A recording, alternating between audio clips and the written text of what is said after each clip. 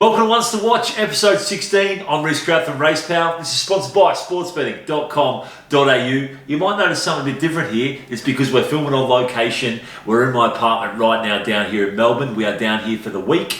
We will not be at Geelong on Wednesday for the Geelong Cup. However, this is the Ones to Watch Geelong Cup special. Let's get straight into it. All right, let's get into the Geelong Cup. We're going to analyse it top to bottom for you. All right, guys, like we did with the Everest and the Caulfield Cup for episode 15, we're going to go through every single runner in the Geelong Cup on Wednesday. We're going to give you our analysis and our idea about how we believe those runners are going to be able to run, how that race is going to be run, its tempo, its race shape, what horses are going to be advantaged by that, and obviously what horses can actually run the number required to win that event. All right, we're going to start off with the map so we can try and understand some sort of tempo to this race, and we can find out, and understand what runners are going to be advantaged by the tempo. Obviously, Hakey, the natural leader in this event, and really looks to be the only one that wants to set the pace. True Self is the interesting one, first up in Australia. It's run some absolutely huge numbers in the UK.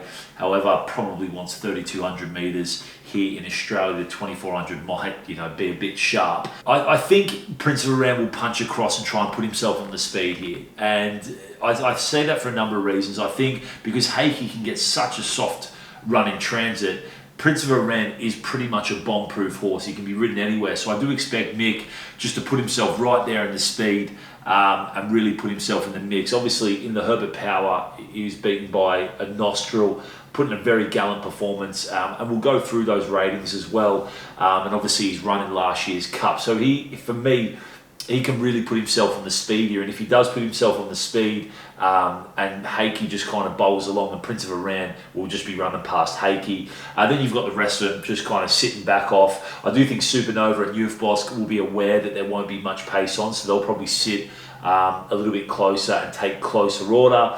All right, let's get into the ratings and try and understand what horses are advantaged by this tempo and speed, and also what horses can actually run the number required to put themselves in a position to be winning this race.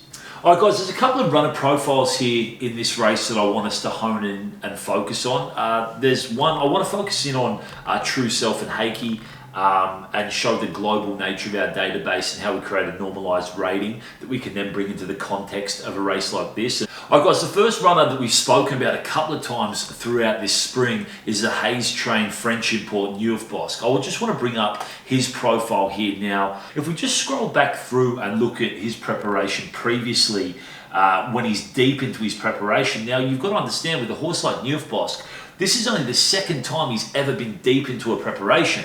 So what we can understand from that is if we get the horse that was running, back in 27th of May 2018 over 2,400 metres in France, he's running 109 ratings. Their rating is good enough to go ahead and run and be competitive in a Melbourne Cup. We've rated Youth Bosk a 109. If Youth Bosk can just bounce back and show that form that it had, and we believe that Youth Bosk can do that, then it's going to be a very, very interesting runner tomorrow. So we've given it a 109 in this race. All right, guys, the other horse we want to talk about is the natural leader in the race. It's a horse called Hakey. I'm not surprised some of the biggest syndicates actually found Hakey on debut. If you do look at some of the numbers it was running, it looked really well in last start there. Look, some horses, when they first come over to Australia, they're due that flat run. Second up, Hakey can definitely be doing something at odds. There's no doubt about it. I think it's a bit of a forgive. If Hakey can run that number, kind of 105, 107 in that range, and Hakey is absolutely well in here. And the 2,400 metres, I think, with the soft lead, absolutely suits Hakey. So we'll definitely be having a small play on Hakey, but we'll wait that until we frame these ratings in the context of our market. All right, guys, the other run I wanted to speak about was the Irish import True Self. Now, early on in its career, True Self ran staggering numbers. By the context of the races it was racing, he just absolutely blew them away. Now, as it progressed on, it's still a compulsive winner. The horse just seems to find the winning post. I can understand already, markets have been up on the Monday now for about half an hour. There's already been money for it, and I can understand why. For us, we believe it's going to run, kind of a career mean for us. So we've just punched in at 107. You just never know how these runners are going to turn up first time in Australia, as we saw with Hakey first up there as well. All right, guys, the other runner we want to zoom in on here for the Geelong Cup is the Hawks-trained Supernova. Just looks absolutely primed to run a new career peak here. It's got these real lovely foundational fitness runs coming through here. And now it looks here, we believe this number can be somewhere around the 105 mark here. Everything just points to an absolute brand new peak. The race shape is the only query. We're going to need Heikki to get some pressure. We know Supernova drops off him. If Heikki gets pressure from Prince of Iran, then Supernova and Bosk are the ones that are going to be launching late over the top of them. As we said before, guys, it's an absolutely cracking race, but Supernova, without question, we're having a unit on. All right, guys, as we did in episode 15, we're going to jump across and plug our ratings and plug our assessed prices versus market prices into our Kelly Criterion staking calculator. And this formulates how we're going to play the race. Now, again, this is Monday afternoon. We're still kind of 48 hours away from the race. We can see our market here. The ones highlighted in green, I've just gone ahead and highlighted them, are where the overlays exist. All right, guys, so we've rated Bosk $9.17. The market currently finds it at $26. That's a unit and a half play if we were going to play right now. We've got really small overlays on Del Harild and Grey Lion, who we've rated $10.54 and $13.68 respectively, and the market finds them as $12 and $20 respectively. The other interesting runner to note here is Heikki. We've rated it around the $10 mark, 10% to be winning. Market currently finds it at $26. And we just believe that if Heikki gets that soft run in transit, absolutely can run the number to win here. And if it doesn't get challenged, Heikki will definitely have enough in the legs to just kick on and run away with it.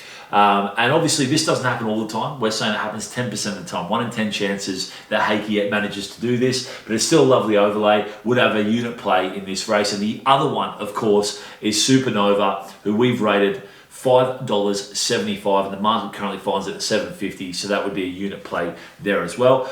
All right, I've just sorted our market by our assessed price. We've got Supernova on top from Prince of Iran, True Self, and Steel Prince in that order. And outside of that, immediately you see our 4 big overlays there. All right, guys, so if we were looking to play right now and the race was in 5 minutes and this was our market, these would be our overlays. Now, don't forget that new information can come into the market. It's 48 hours approximately until the jump of this race, so a lot more new information can come into the market, which will obviously change our market and it will evolve. So just because we price this up on a Monday afternoon, it doesn't necessarily mean this will be our market going into the Geelong Cup on Wednesday afternoon. All right, guys, I hope you have enjoyed our special ones to watch Geelong Cup episode. In summary, we think that if Heikki gets a really soft lead and Prince of Iran doesn't push across and put in that pressure, then Heikki can absolutely run the number to make every post a winner, nick some cheap sectionals and show a bit of cheek at lovely odds. However, if Prince of Iran does pop across and True Self puts a bit of pressure on, then we believe that brings in horses like Supernova and Bosk. And there's still a bit of fat left in those prices right now. You've got our map, you've got our overlays. If you want to have a play, make sure you do so responsibly. And if you are going to have a play, make sure that you jump on sportsbetting.com.au and support the lads over there. Chris and the team do a fantastic job. They look after the guys, as all the guys in the Racepal Club will testify. Okay, do hope you've enjoyed it. I will be doing a special episode with the sports betting guys on Wednesday.